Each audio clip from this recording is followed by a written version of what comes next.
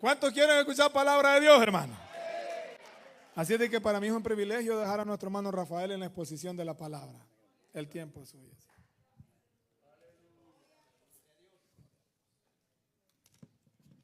Dios le bendiga, hermanos.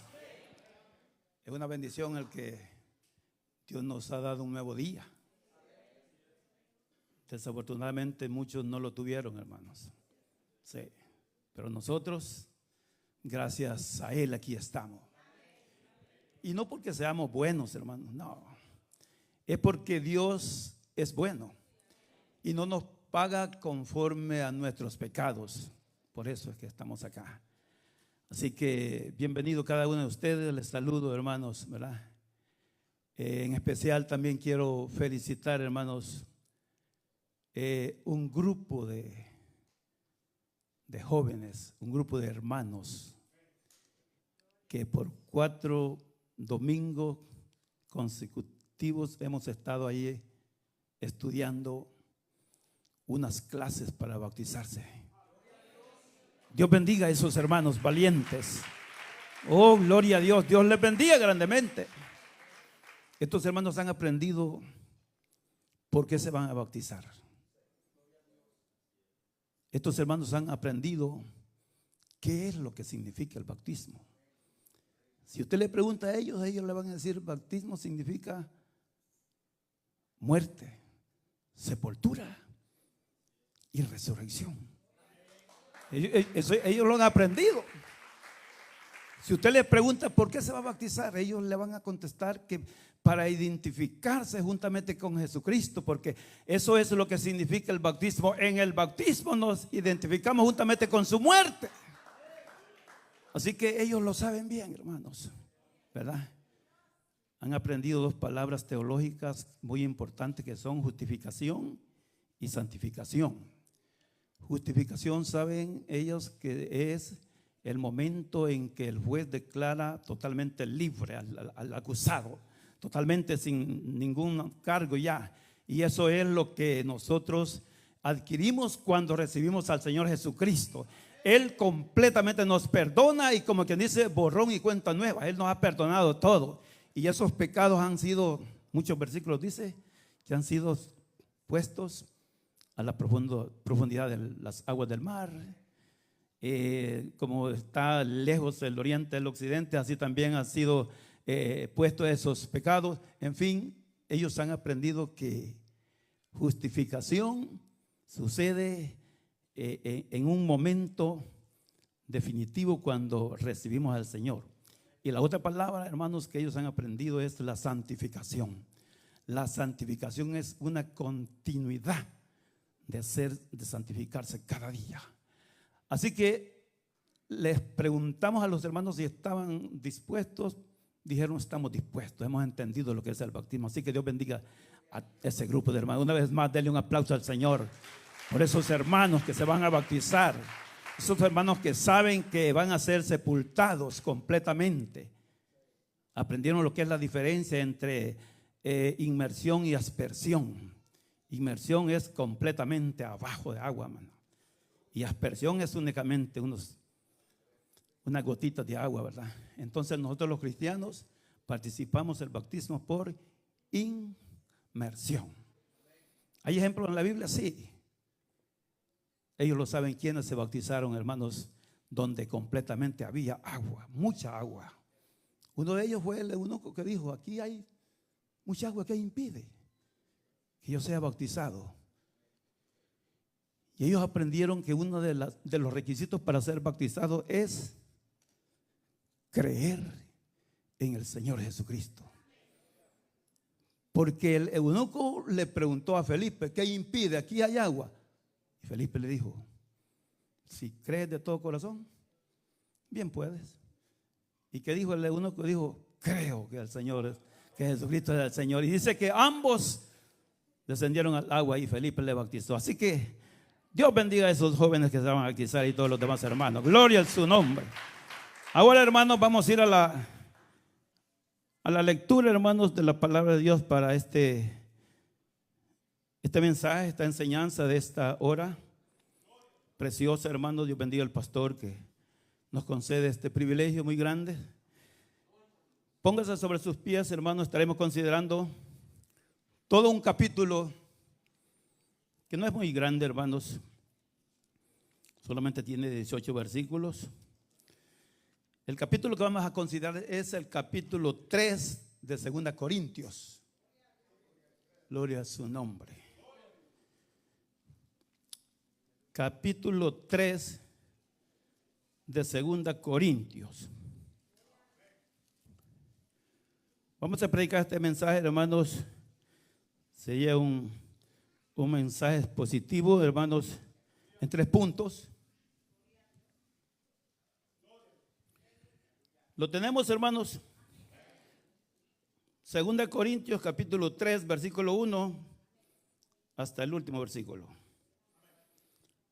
Leemos esta palabra en el nombre del Padre, del Hijo y del Espíritu Santo. Y dice la letra: ¿comenzamos otra vez a recomendarnos a nosotros mismos o tenemos necesidad, como algunos, de cartas de recomendación para vosotros o de recomendación de vosotros? Nuestras cartas sois vosotros, escritas en nuestros corazones, conocidas y leídas por todos los hombres, siendo manifiesto que sois cartas de Cristo, expedida por nosotros, escrita no con tinta, sino con el Espíritu del Dios vivo, no en tablas de piedra, sino en tablas de carne del corazón. Y tal confianza tenemos mediante Cristo para con Dios. No que seamos competentes por nosotros mismos para pensar algo como de nosotros mismos, sino de nuestra competencia proviene de Dios, el cual asimismo nos hizo ministros competentes de un nuevo pacto, no de la letra, sino del Espíritu, porque la letra mata, mas el Espíritu vivifica. Y si el ministerio de muerte, grabado con letras en piedra, fue con gloria, tanto que los hijos de Israel no pudieron fijar la vista en el rostro de Moisés a causa de la gloria de su rostro, la cual había de perecer. ¿Cómo no será más bien con gloria el ministerio del Espíritu? Porque si el ministerio de condenación fue con gloria, mucho más abundará en gloria el ministerio de justificación, porque aún lo que fue glorioso no es glorioso en este respecto en comparación con la gloria más eminente. Porque si lo que perece tuvo gloria, mucho más glorioso será lo que permanece. Así que teniendo tal esperanza, usamos de mucha franqueza, y no como Moisés, que ponía velo sobre su rostro, para que los hijos de Israel no fijaran la vista en el fin de aquello que había de ser abolido. Pero el entendimiento de ellos se embotó, porque hasta el día de hoy, cuando leen el antiguo pacto, les queda el mismo velo no descubierto, el cual por Cristo es quitado. Y aún hasta el día de hoy, cuando se lee a Moisés, el velo está puesto sobre el corazón de ellos. Pero cuando se conviertan al Señor, el velo se quitará, porque el Señor es el Espíritu, y donde está el Espíritu del Señor, allí hay libertad. Por tanto, nosotros todos, mirando a cara descubierta, como en un espejo, la gloria del Señor, somos transformados de gloria en gloria, en la misma imagen, como el Espíritu del Señor. Padre, muchas gracias por esta palabra que hemos leído, Señor. Permite que la entendamos, Señor, y la pongamos en nuestros corazones. Oh Espíritu Santo, permite, Señor, que esta palabra llegue a nuestra vida, Señor. transforme, Señor, nos dé un momento más, Señor, de gozo y de gloria. Oh, gracias. Bendiga a todos los que vamos, oh Dios mío, estamos en este lugar, Señor, y vamos a oír esta palabra que trae vida, trae esperanza, trae salvación. Oh Dios Todopoderoso, gracias, gracias, Señor. Amén y amén. Tome su lugar, hermanos. Bendito Dios. Una lectura de todo un capítulo, hermanos. Pero es muy importante, hermanos, ver acá. El tema central en este capítulo es, hermanos, el contraste entre la ley, o sea, el Antiguo Testamento, y la gracia, el Nuevo Testamento. Ese es el contraste que hay, hermanos, ¿verdad? Así que si miramos el contexto histórico, hermanos, en el primer siglo no habían, hermanos, los documentos de identificación, ¿verdad? Los que tenemos ahora, ¿verdad? ¿Verdad? Que el ID, que el pasaporte, que todo eso, y con ellos nos identificamos, ¿verdad? En ese tiempo del primer siglo, hermanos, lo que pasaba era que si una persona iba a viajar de una ciudad a otra, supongamos de Jerusalén a Corinto, si predicadores o evangelistas o lo que fuese iban a viajar, solicitaban cartas de recomendación para identificarse, y así pues las personas donde ellos llegasen, pues, ¿verdad?, no les tuviesen alguna desconfianza, hermanos, ¿verdad?, sino que pudieran confiar, porque traían una carta recomendada por alguien quizás que, bueno, tenía prestigio, ¿verdad?, en ese lugar. Entonces, eso es lo que pasaba en ese tiempo. Entonces, lo que leíamos nosotros acá en los primeros versículos es lo siguiente. Pablo, hermano, había predicado y fundado la iglesia ahí en Corinto, y cuando él se fue de ahí, vinieron unos maestros de la ley a visitar esta iglesia que Pablo había fundado, y a decirles que ellos sí traían cartas recomendadas, quizás de los ancianos, ¿verdad?, judaizantes de Jerusalén, y seguramente para desprestigiar a Pablo les preguntaban a los hermanos: ¿dónde está la carta de Pablo? ¿Cuál identificación él les ha dado a ustedes? Pablo no es un maestro reconocido. Esa era la difamación que estos hombres estaban infundiendo en la iglesia ahí en Corinto.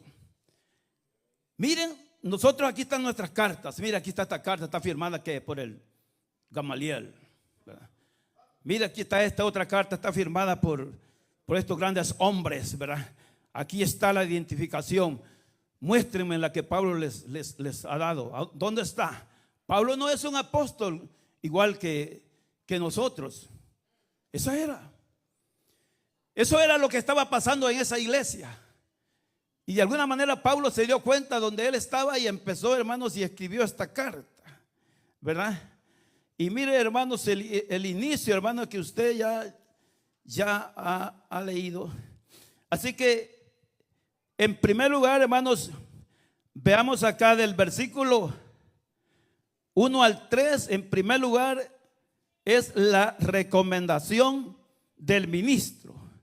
Pablo aclara que no necesita títulos de papel.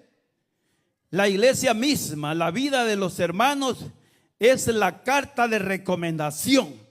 Pablo les está diciendo, así que comenzamos otra vez en el versículo 1 a recomendarnos a nosotros mismos, o tenemos necesidad como algunos de carta de recomendación para vosotros o de recomendación de vosotros?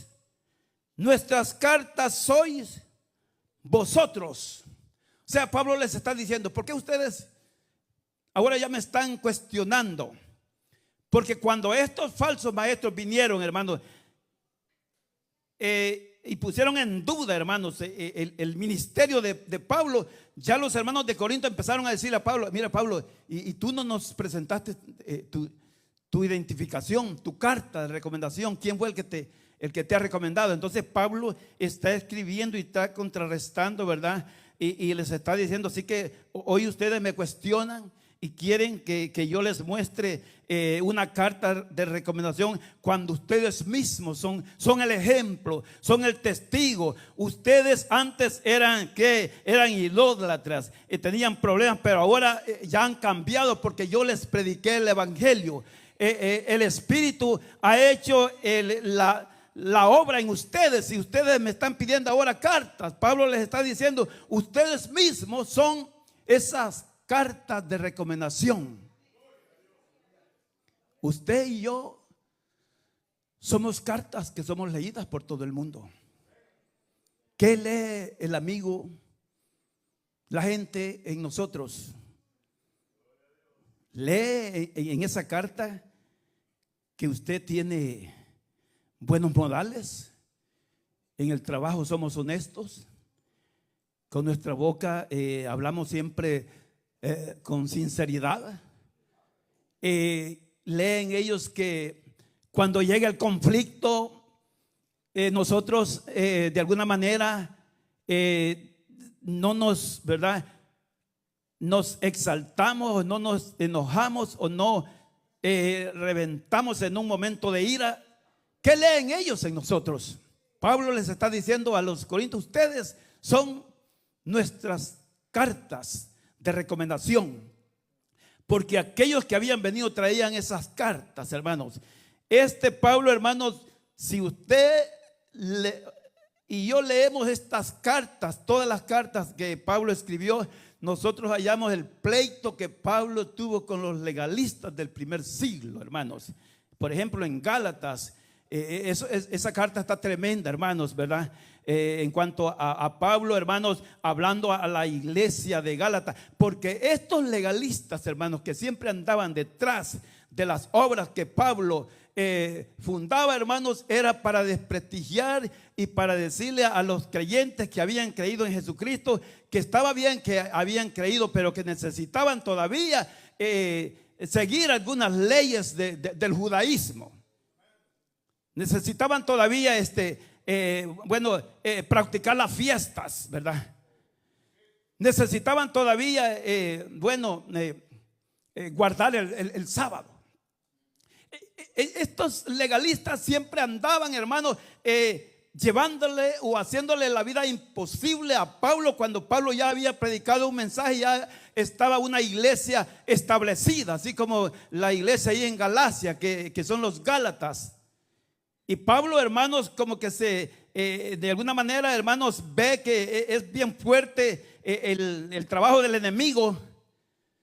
Porque muchas veces el enemigo, hermanos, quizás muchas veces no puede cuestionar el mensaje que es predicado, pero cuestiona el carácter, la personalidad del predicador.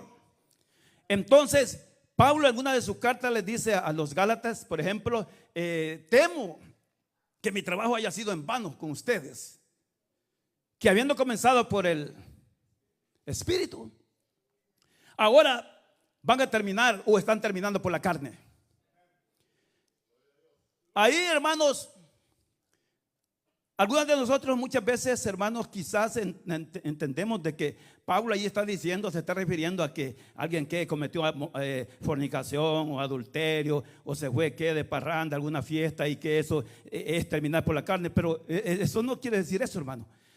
Lo que Pablo está diciendo, que esa iglesia que aceptó a Jesucristo, que nacieron por la gracia, ¿verdad? Porque la gracia, hermano, es el perdón que Jesucristo da. Entonces ellos comenzaron por el Espíritu, pero los legalistas, aquellos, los están volviendo otra vez a la ley, a esa ley que la letra está grabada en tablas de piedra y que la ley pues mata.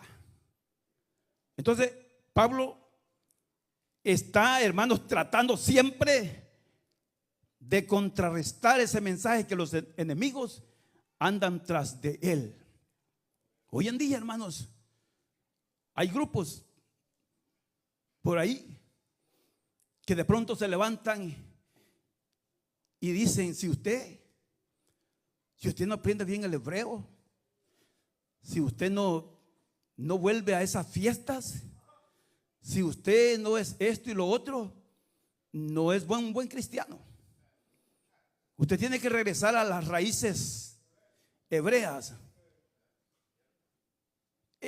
Y hermano, y hay muchos que se han deslizado y ya están pensando diferente. Dice: yo estaba equivocado allí, pero hoy me he metido. Hoy viera cuánto hebreo sé, viera cuánto esto y todo esto, los significados. Hermanos, Pablo tuvo que pelear grandemente en el primer siglo contra todos esos judaizantes y todos esos predicadores, hermanos, ¿verdad?, que aparecían en aquellos tiempos llevándole la contraria a Pablo. Y hermanos, y si en aquellos tiempos existían esos grupos, hoy pues todavía están. Entonces, hermanos, Pablo aquí está, hermanos, ¿verdad?, diciéndoles a estos, ¿verdad?, que él ha hecho su obra. Así que en algunos otros versículos o capítulos más adelante, Pablo les llama los superapóstoles, así les llama. Sí, esos superapóstoles que quieren o que han venido a decirles lo contrario a ustedes. Así que después de que Pablo, dice, fundó la iglesia en Corinto y se marchó, pues vinieron todos estos predicadores, ¿verdad? Estos personajes llegaron quizás con carretadas de cartas diciendo: mira, aquí están nuestras cartas, pero Pablo no tiene, ni una les ha dado a ustedes. Así que el ataque directo a Pablo, hermanos, es quizás, ¿verdad?, para desprestigiar a Pablo, es para que Pablo, pues, ¿verdad?, se sienta, hermanos, con temor y ya quizás no siga predicando el evangelio. Pero eso no lo lograrán jamás, porque quien llamó al apóstol Pablo no fue ningún hombre, fue el Señor Jesucristo, el cual se le apareció camino a Damasco, y el mismo Pablo llevaba cartas de recomendación, sí. Así que Pablo sabe bien que las cartas de recomendación se necesitaban en ese tiempo, pero ahora Pablo, para identificarse, ya no necesitaba una carta de recomendación. Versículo 2 dice: ¿o tenéis necesidad como algunos de cartas de recomendación? Y el versículo 3 dice: siendo manifiesto que soy carta de Cristo expedida por nosotros. O sea, nosotros hemos dado esas cartas a ustedes, hombre, ¿verdad? Y dice que no han sido escritas con tinta. Las cartas aquellas eran escritas con tinta, en papel, en pergaminos.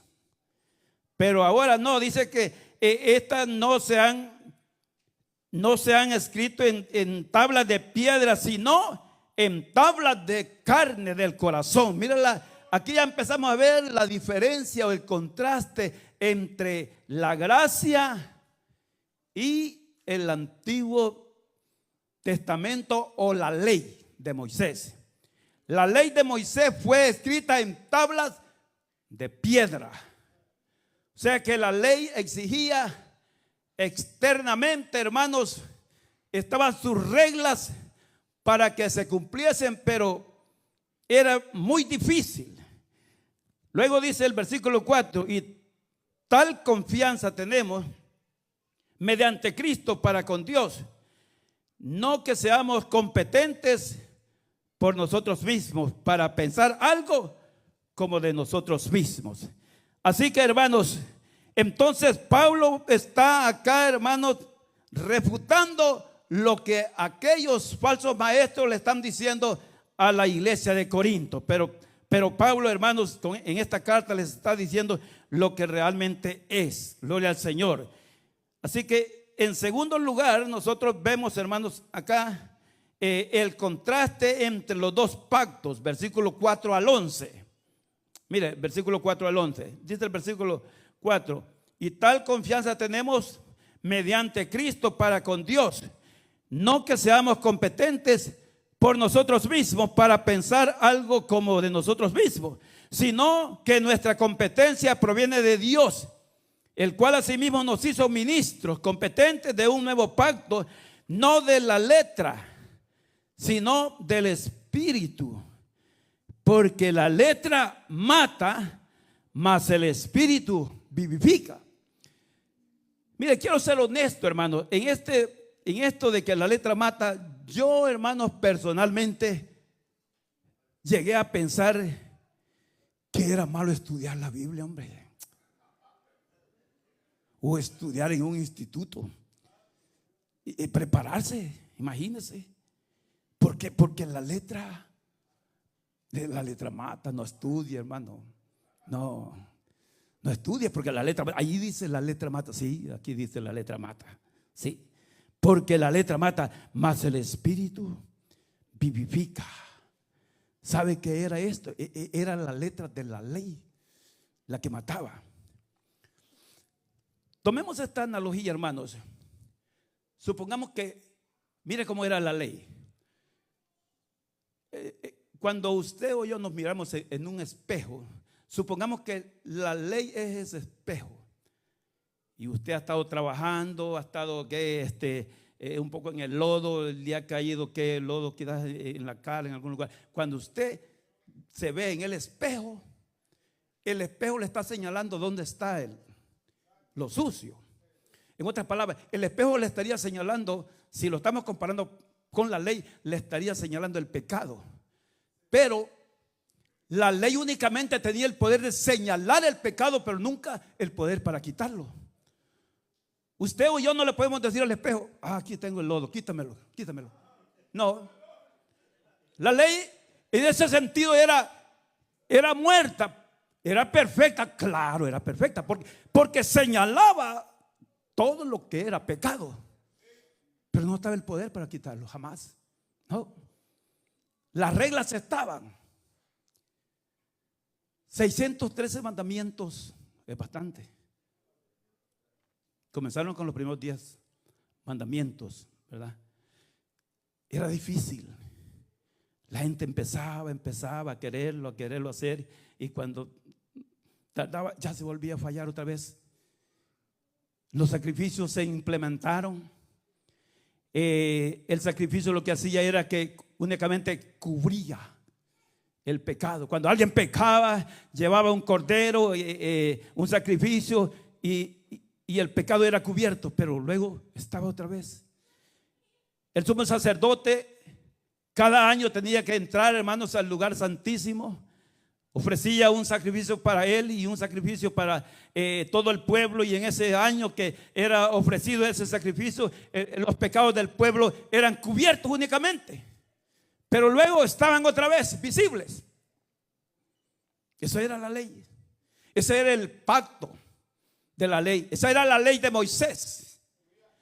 Y mire, hermano, algo tan real que podemos entender es que el ser humano, por naturaleza, no queremos el cambio, o sea, hacer un cambio. No, porque muchas veces ya estamos confiados en lo que conocemos ya, hombre, en aquello que yo sé bien como es, hombre, que yo aprendí, hombre, y que esto ya me lo sé bien y todo eso. O sea, tenemos confianza más en lo conocido, pues. Hay un proverbio ahí, no bíblico por supuesto, que dice, ¿verdad?, que más vale, yo no sé si usted lo ha oído, más vale, dice, el malo conocido que el nuevo por conocer. Imagínense. Como que de alguna vez el ser humano por fin se acostumbra a esa rutina fría y tremenda, ¿verdad?, pero ya conocida, que aceptar un cambio, un nuevo cambio, o que aceptar aquello que va a venir, o sea, algo nuevo, pues. Y ese fue el problema que Jesucristo tuvo todo el tiempo con aquellos grandes doctores de la ley. Ellos dijeron: no, la ley de Moisés nosotros la hemos guardado 1500 años, hermano, guardando esa ley, guardando esos reglamentos externos que únicamente, hermano, les cubría y seguían siempre en el pecado. Y cuando Jesucristo, hermano, quiso introducir ese nuevo camino, hermano, esa nueva enseñanza, esa nueva vida, a ellos les fue difícil hacer ese cambio, porque no nos gusta ese cambio. No decimos: si yo esto, esto desde mi papá, desde mi abuelo, sí, lo he aprendido y ahí está. Ay, decimos: si yo desde hace años, que cuando conocí el evangelio, conocí esto y ahí lo llevo siempre. Y pudieran haber nuevos horizontes al hacer cambios, pero somos renuentes a hacer ese cambio. No queremos. Ese era el pleito de Pablo, hermano, con aquellos que lo andaban persiguiendo, ¿verdad? Imagínense, a los Gálatas ya los habían otra vez lavado la mente, ¿verdad? Y por eso Pablo les dice: ya, tengo temor, hombre, que eso ya ha pasado ya. Comenzaron con el espíritu y ahora están terminando otra vez por la carne. Entonces, aquí, hermanos, Pablo, hermanos, en este versículo de que la letra mata y el espíritu vivifica, en ninguna manera se está refiriendo a estudios teológicos bíblicos, jamás. No a eso, hermano. Se está refiriendo a la letra de la ley. Esa letra que fue grabada, ya lo dijimos en los primeros versículos, en tablas de ¿qué? De piedra. Pero ahora en la gracia, esa letra está escrita en tablas del corazón, está adentro, hermano. O sea que ahora el cambio es de adentro hacia afuera. Y en la ley, hermano, el cambio únicamente era afuera, pues. Mira, hermano y hermanas, en la ley, para que se castigase el pecado, únicamente tenía que ser visto, literalmente visto. Una persona podía andar odio en su corazón, podía tener mucho adulterio en su corazón, pero media vez no fuese visto literalmente, ellos estaban bien, hermanos. Muy bien, claro. Ellos estaban muy bien. Por eso es que Jesucristo, cuando Jesucristo ya predicó, se vio que Jesucristo levantó la vara. Gloria a Dios. Sí, Jesucristo levantó la vara. ¿Sabe por qué? Porque si en la ley decía que el adúltero únicamente iba a ser castigado hasta que fuese hallado en el lecho visible, pero Jesús dice: no, ya, aunque no haya llegado al lecho visible en su corazón, ya adulteró. Y eso no les parecía, hermano. Mira, a Jesús, hermano, lo tildaron de que él, pues, no estaba cumpliendo la ley. No, o sea, había venido a predicar algo diferente. No tenía los títulos que debería tener, como lo tenían aquellos grandes doctores.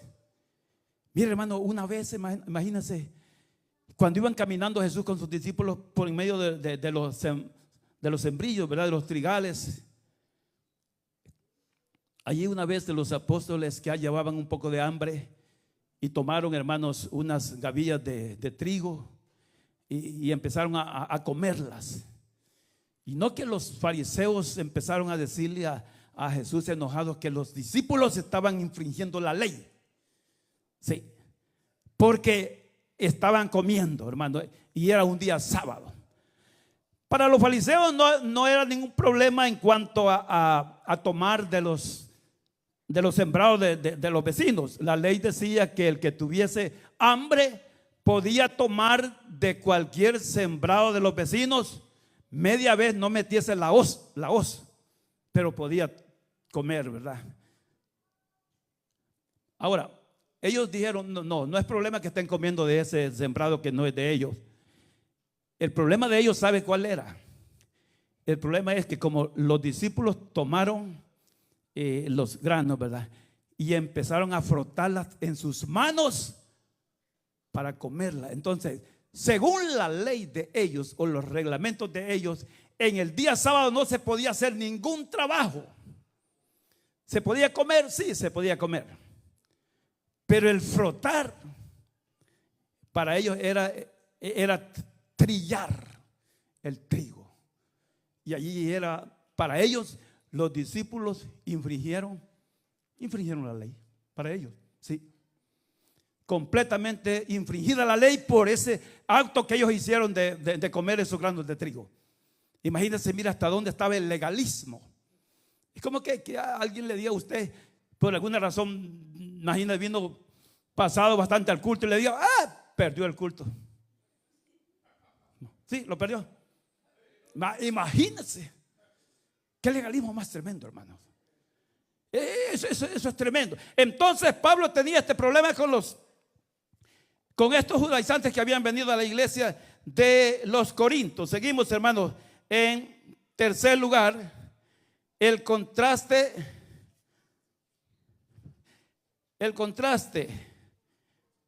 entre el velo puesto y el velo quitado. O sea, veamos lo que es la transformación. Mire, Pablo, hermanos, se está diciendo acá en los versículos que estamos leyendo anteriormente, el versículo 11 en adelante, dice, porque dice a lo que perece, porque si lo que perece tuvo gloria, mucho más gloria será lo que permanece. Así que teniendo, dice, tal esperanza, usamos de mucha franqueza. Versículo 13. Y no como Moisés, que ponía un velo sobre su rostro para que los hijos de Israel no fijaran la vista en él, el fin de aquello que había de perecer o que debía ser abolido. Una pregunta: ¿por qué cree usted que Moisés ponía un velo en su rostro? Ya lo sabemos por qué, quizás. ¿Por qué? ¿Por qué Moisés ponía un velo en su rostro? Porque su rostro resplandecía de la gloria de Dios. Pero ¿qué significaba ese velo en el rostro? Vayamos, hermanos, a ver la razón por cual Moisés ponía ese velo en su rostro. Vayamos a Éxodo. Gloria al Señor. Éxodo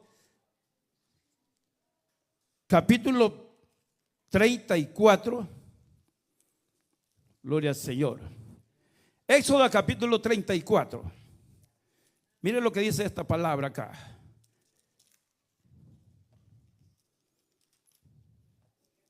Gloria al Señor. Vamos a leer del versículo 27 en adelante. ¿Lo tiene?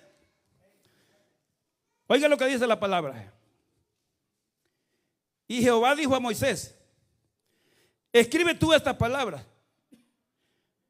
porque conforme a estas palabras he hecho pacto contigo y con Israel. Y él estuvo allí con Jehová 40 días y 40 noches, no comió pan ni bebió agua, y escribió en tablas las palabras del pacto, los 10 mandamientos. Y aconteció que descendiendo Moisés del monte Sinaí, esto está en el versículo 29, con las 2 tablas del testimonio en su mano, al descender del monte, no sabía Moisés que la piel de su rostro resplandecía después que hubo hablado con Dios. Versículo 30. Y Aarón y todos los hijos de Israel miraron a Moisés, y he aquí la piel de su rostro era resplandeciente, y tuvieron miedo de acercarse a él. Versículo 31. Entonces Moisés los llamó, y Aarón y todos los príncipes de la congregación volvieron a él, y Moisés les habló. Hasta ahí nomás por ahorita.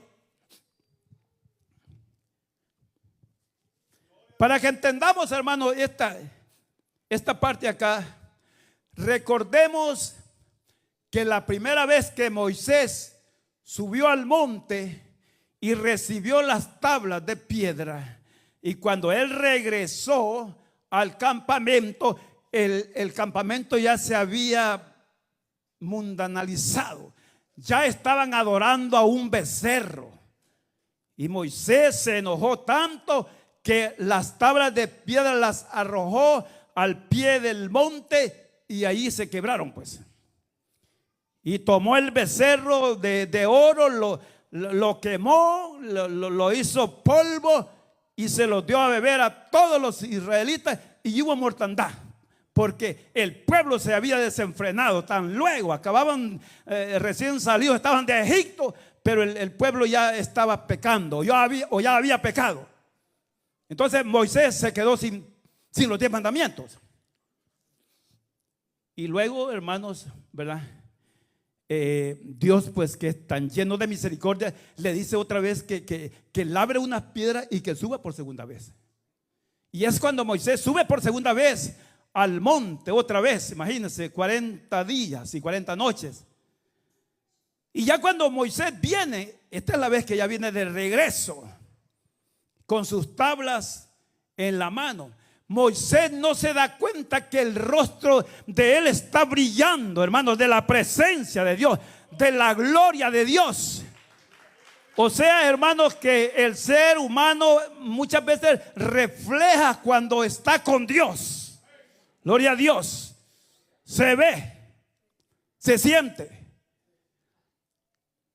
Y él no sabía. ¿Y qué dice el versículo? Dice que a Aarón, cuando lo vio, y los demás tuvieron miedo y huyeron. ¿Qué estaba pasando? Pues no había pasado mucho tiempo lo que había pasado con la primera vez. Lo que había pasado la primera vez, que quizás posiblemente era entre unos 50 días quizás. Si echamos cuenta, los 40 días que estuvo en la montaña, más algunos 10 días allí, que cuando les dio de beber ¿verdad?, el chocolate ahí en agua, que hayan pasado quizás que unos 50 o 60 días. Entonces, cuando Moisés hoy viene bajando de la montaña, su gloria se ve reflejada y ellos tienen miedo. Ellos dicen: oh, la gloria ya la estamos viendo, mejor me voy, tengo temor. Sintieron que la santidad de Dios venía ahí con Moisés hacia el pueblo, y ellos sintieron que había que tener temor, reverencia. Gloria a Dios. Pero mi hermano, fíjate que algo que me gusta de Moisés es que Moisés no usó esa autoridad ni esa gloria que tenía como para sentirse el imponente, el decir: hoy sí, hoy ya van a ver ustedes lo que les va a pasar. No, dice la Biblia que los llamó. Sí, dice que los llamó, el versículo 31. Entonces Moisés dice: los llamó, y Aarón y todos los príncipes de la congregación volvieron a él, y Moisés les habló. Ahora, una pregunta: ¿por qué se ponía el velo Moisés en su rostro? ¿Por qué? Díganlo, hombre, sin temor. ¿Por qué se lo ponía? Las hermanas son más fuertes, más valientes para decir algo. ¿Por qué se lo ponían? ¿Por qué se ponía Moisés el velo? Por la presencia de Dios. Pero por esa presencia de Dios, ¿por qué? Pues por la santidad, por la transición del otro. Ahora, cuando Moisés hablaba al pueblo, ¿lo hablaba con el velo puesto o sin el velo puesto? ¿Por aquí? ¿Con el velo puesto o sin el velo puesto?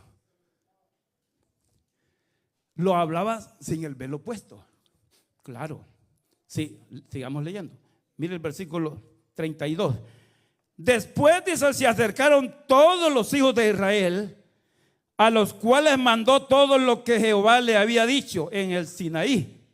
Y cuando acabó Moisés, versículo 33, de hablar con ellos, puso un velo sobre su rostro.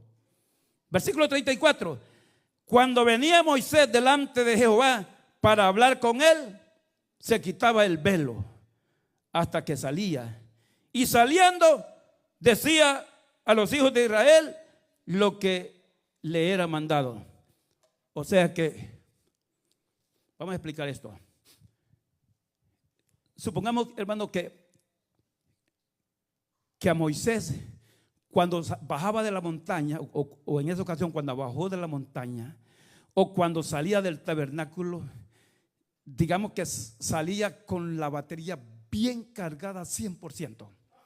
Así como cuando usted tiene el teléfono, ¿verdad? O yo también lo tengo 100% cargado, está 100%. Y empezamos a usarlo y a usarlo y a usarlo. Y por último se va que ya solo tiene 20, hombre, de tan que lo ha usado. Ya solo tiene 20, 25. Entonces, lo que pasaba era, Moisés se ponía un velo para que el pueblo del Señor no viese que esa gloria de Moisés se iba desvaneciendo, pues. Imagina el pueblo viendo la gloria de Moisés, que ya bien poquito. Eso iba a ser, hermanos, un mensaje negativo para el pueblo. Eso es lo que leímos ya en 2 Corintios. Pablo dice que no como Moisés. Eso dice Pablo, lo que leímos ya en 2 Corintios. No como Moisés, que ponía un velo para que la gente no mirase que la gloria se iba desvaneciendo. O sea que, en otras palabras, el pueblo todo el tiempo veía a Moisés con el velo, pues. Y de pronto Dios quería que Moisés fuese otra vez a hablar con él en el tabernáculo. Entraba y salía otra vez bien cargado de la gloria.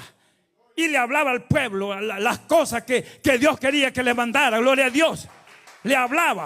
Y el pueblo miraba esa gran gloria en el predicador ahí, en el líder. Y cuando terminaba de hablar, Moisés se volvía a poner el velo. Entonces el pueblo tenía la confianza de andar con él, pues allí va, de estar ahí juntos, cerca, ¿verdad? Ya explicamos lo de Jesucristo también, ¿verdad? Que fue necesario que el velo, que Jesús se pusiese el velo, y el velo fue la carne, porque de lo contrario, ¿cómo iba a poder convivir Jesús con los discípulos? Pues tenía que haber estado vedado de su gloria. Entonces, mire el contraste, hermano, que Pablo nos está enseñando en 2 Corintios. El pacto de la gracia es mejor que el pacto de la ley. Sí, porque el ministerio de la ley era muerte, mas el ministerio de la gracia en Jesucristo es vida y vida eterna. En la ley nadie podía ser salvo, pero en la gracia sí se puede, hermano, porque la gracia, si bien es cierto que señala el pecado, pero da el poder para poder vencer al pecado. Y Jesucristo, hermano, lo venció en la cruz del Calvario. Él murió y pagó nuestras deudas ya. Sí, las pagó. Por eso es que nosotros que estamos en el pacto de la gracia está mejor que el de la ley, hombre. El de la ley era terrible. Y nos daría lástima como esa gente que todavía quiere volver, hermanos. Imagínense a los antiguos, hermanos. Esos grupos que le están diciendo a usted que es necesario que vuelva, hombre. No, hermano, estos... Dice la Biblia que todavía tienen el velo en su corazón y no les deja ver. O sea que por fin el pueblo se acostumbró a ese velo, mirar ese velo en Moisés, y ellos mismos les quedó puesto. Sí, porque muchas veces, hermanos, ese es el error que tenemos los humanos. Muchas veces nosotros, de tanto que oímos algo y algo, por último se nos pega, hermanos, y también lo decimos. Y muchas veces lo decimos porque se lo oímos a alguien. Ni nos hemos asegurado si realmente es correcto o no es correcto, hermano, lo que se dice. Por eso es que nos debe de gustar aquella iglesia de Berea. La iglesia de Berea, cuando oían un mensaje, lo iban a escudriñar en sus casas para ver si era cierto lo que Pablo o Apolos o algo otro había predicado. O sea que esta iglesia, hermano, quizás venía a dar el amén hasta el siguiente día, no en el mismo momento ahí que estaba predicando el predicador. Gloria a Dios. Porque, hermano, hay predicadores, nosotros que somos predicadores, muchas veces nos enojamos cuando ni nos dicen el amén, hermano, claro. Sí, hermano, diga amén. Y si usted no lo dice, es que usted está quebrado, hermano. Usted está en la carne, hermano. Sí. Hermano, Dios nos enseña a nosotros que el ministerio del Espíritu, o sea, de la gracia, es muchísimo mejor, hermano. Mejor. Jesucristo, hermanos, mucho mejor que Moisés. Dice los últimos versículos, hermanos, que leíamos que si Moisés se ponía, hermanos, un velo porque la gloria se iba desvaneciendo, nosotros en Cristo la gloria va de gloria en gloria, hermano, avanzando hacia adelante. O sea que el pacto de la gracia es mucho mejor 100% que el antiguo pacto, porque el antiguo pacto era difícil, hermanos. Jamás nadie pudo cumplir la ley. Sí, era difícil, hermano. La señalaba únicamente, pero era difícil. Pero en la gracia sí tenemos el poder, la ayuda del Espíritu Santo. Así que no importa, hermano, la tentación, ¿verdad? Que venga, como decía el predicador ayer, no sobrevenir alguna tentación que no sea humana, pero mayor es aquel, hermanos, ¿verdad? Que nos da la salida con esa tentación. Así que por grande que sea esa situación, hermanos, en Cristo somos más que vencedores. Y ese debe ser, hermanos, lo positivo que nosotros debemos de entender, hermanos. Nosotros estamos viviendo en ese nuevo ministerio, el ministerio de la gracia, que es muchísimo mejor que el ministerio de muerte, que era la ley. Y el último versículo decía, o el 17 decía que el Señor es el Espíritu, y donde está el Espíritu, allí hay. Oh, hermano, otro versículo que yo mismo lo he entendido erróneamente. Y he dicho que ese Espíritu, que allí hay libertad, y démosle al culto, y démosle, pasémoslo de la hora, y démosle de todas maneras, donde está el Espíritu hay libertad. No, mi hermano. Ese es desorden, hermano. Ese es no tener control, hermano. El mismo apóstol Pablo, hermano, fue muy educado y no estuvo de acuerdo al control. Porque muchas iglesias eso entendemos, que donde está el Espíritu hay libertad y hay que darle, hermano. Hay que darle, se llegó la hora y hay que darle. Pero no, el mismo apóstol Pablo fue contrario a eso. En la misma iglesia de los Corintios, en el capítulo 13 y 14, allí había desorden en el culto. Y Pablo, hermanos, puso orden. Y dijo, no debe ser así. Si va a hablar uno, que hable y el otro pues escuche. Entonces Pablo no está diciendo allí que donde está, ¿sabe a qué se refiere eso? Es que donde está, lo que refiere es que el Señor es Espíritu, y donde está el Espíritu, allí hay libertad. Entonces en la gracia, el Señor que es Espíritu, hay libertad del pecado, hay libertad, hermanos, de condenación, hay libertad de todo aquello, hermanos, que antes nos estorbaba para ver la gloria de Dios. Ahora hay libertad, pero en Cristo. Pero libertad de todo eso, hermanos. No simple y sencillamente una libertad como para que la usemos, hermanos, en desorden. No, hermanos. Así que Dios nos ayude a entender, hermanos, la palabra. Y el Señor pues quiere salvar las almas hoy. Claro. Y yo creo que tenemos amigos acá. Gloria a su nombre. Oh, no importa, hermanos, lo que, hermanos, haya pasado. Cristo, hermanos, todavía, hermanos, está con ese brazo extendido, hermanos. ¿Quién quiere aprovechar ese momento glorioso, el cual Jesucristo le está llamando para ser salvo en esta hora? Gloria a su nombre. ¿Dónde están esos amigos? Mayeli, usted que siempre le han estado haciendo las invitaciones, ¿qué le parece si hoy pase al frente, hombre, y se entrega en las manos del Señor? Él le ama y quiere serle parte de ese nuevo ministerio que es la gracia, que es Jesucristo. Gloria a su nombre. Pásele, sierva, pásele, vamos a orar por usted acá. Andresito, gloria a Dios. ¿Quién más por aquí? Gloria a su nombre. ¿Hay alguien más? Gloria a su nombre. Dios bendiga al hermano Wilber, que está recibiendo las clases, también está motivado para ese bautismo también. Sierva, allá le quiere pasar, oye, pásele. Gloria a su nombre. Cristo vive, hermanos. Gloria a Dios. Así que nos hemos gozado, hermanos, con este tiempo, hermanos, aprendiendo lo que Pablo, hermanos, ¿verdad? Tuvo que luchar con esta gente. Así que llegamos hasta acá, hermanos, y el pastor Arias queda con nosotros. Y Dios bendiga a la iglesia de una manera muy especial. Dios bendiga a toda la iglesia. Gloria a su nombre. Gloria a su nombre.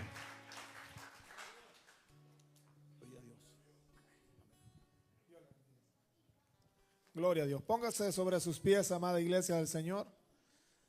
Gloria a Dios. Dios nos ha hablado en esta bendecida hora. Él ha hecho un llamado también a aquellas vidas que no han entregado, ¿verdad?, su corazón al Señor. Pero a través de la palabra, gloria al Señor, viene la fe, hermanos.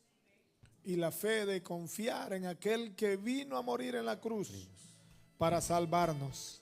Aquel Salvador que no escatimó, hermano, todo el peso del pecado que iba a cargar sobre sus hombros.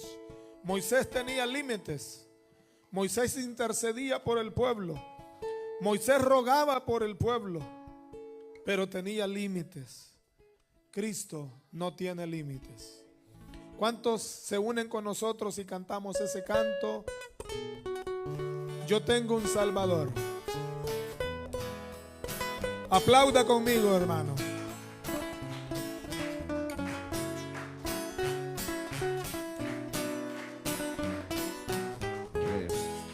Unamos todas las voces, hermano. Unámonos. Yo tengo un Salvador, que es Cristo el Señor. En Él yo tengo luz, la vida en verdad, pues Él me dio la paz. Cuando le conocí, siempre caminaré a donde está Jehová, y con Él moraré por la eternidad. Tomado de la mano de mi Salvador, caminaré seguro, pues voy con mi pastor, y sé que andando en luz, tinieblas no habrá, pues Cristo es la luz. Tomado de la mano de mi Salvador, caminaré seguro, pues voy con mi pastor, y sé que andando en luz, tinieblas no habrá, pues Cristo es la luz. Bendito tu nombre, Señor. Gracias. Aleluya. Por este nuevo pacto, Dios mío, que a través de tu sangre, oh Dios mío, nos has alcanzado. Ahora yo confío en mi buen Salvador. A mi vida el temor jamás ha de llegar, pues Él me dio la paz. Cuando le conocí, oh ven amigo mío, acepta al Salvador, y salvo tú serás por la eternidad. Vamos, iglesia. Tomado de la mano de mi Salvador, caminaré seguro, pues voy con mi pastor, y sé que andando en luz, tinieblas no habrá, pues Cristo es la luz. Una vez más. Tomado de la mano de mi Salvador, seguro, pues voy con mi pastor y sé que andando en luz tinieblas no habrá, pues Cristo es la luz. Sí, Señor. Aleluya. Abracemos más y más a nuestro Salvador, hermano. Tome asiento, gloria al Señor. Queremos despedirnos de la audiencia. Que Dios les bendiga, diciéndole siempre: Cristo viene pronto. Y si usted no ha entregado su vida al Señor, esta es la tarde. Él está con los brazos abiertos para salvar a todo aquel que se arrepiente. ¿Cuántos lo creen conmigo, hermano? Así es que Dios les bendiga, aleluya a todos. Y el próximo sábado, si el Señor lo permite, estaremos siempre aquí, aleluya, en la casa de oración, dándole la gloria y la honra al Señor, hermanos. Gloria a Dios.